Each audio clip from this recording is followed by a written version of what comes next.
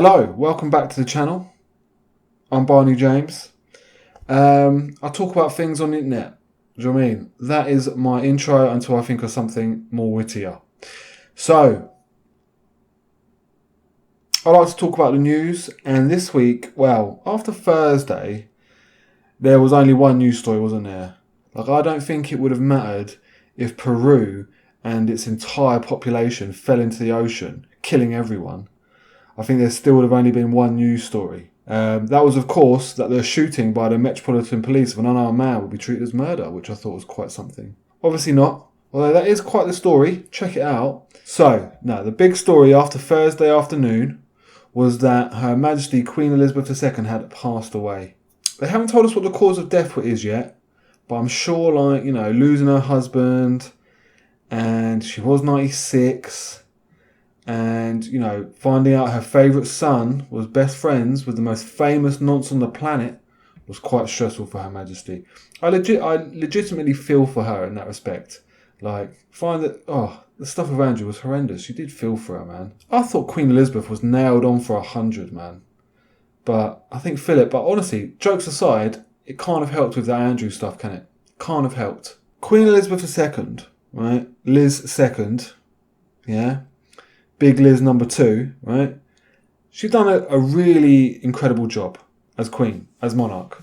Because what she did is give a ridiculous, preposterous, shamelessly unequal system credibility. And when I talk about the system, I'm talking about the system of having a hereditary head of state, succession. Because in Elizabeth's 70-year reign, she managed to stay really free from scandals. Pretty much, I can't think of many. Or any. And it's because a scandal, that would prompt the public to ask themselves, hold on a minute, why have they got the big home and the big hat and all this money we're paying towards them? Why are we doing that when she's making all these mistakes? Yeah? But she didn't. She stayed so away from scandals. It was very, very impressive. She was almost a plant pot of a person. Very impressive. Her kids, on the other hand, they were like scandal magnets. They were so nailed on for scandals. It's like influencers and crypto. And Elizabeth did such a good job of masking how ridiculous the system of succession is. Got to say that 3 times first. How ridiculous the system of succession is, that we haven't really questioned it. But now we're sort of showing how ridiculous it is. Because at the age of 73, right, when, he probably really should be most concerned about the size of his prostate, or maybe his blood pressure, Charles is promoted to king. And our new head of state, our new representative on the world stage, right? No interview needed, no references, no DBS, not even a health check. Do you know what I mean? No one's, checking that, is his cholesterol all right? Will he be up to the job? I don't know. It doesn't matter. No. How it works is, bam, his mum's dead, and then Charles gets a promotion, and he's like, right, give me the big hat and the big house. Yeah? And it isn't just Charles that gets a promotion, right?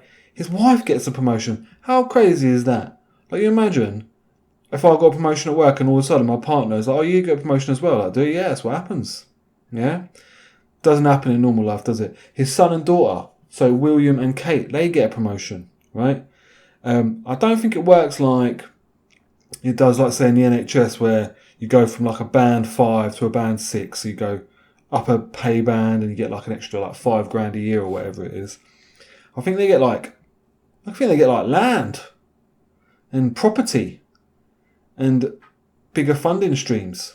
Yeah, I don't know if they pay inheritance tax.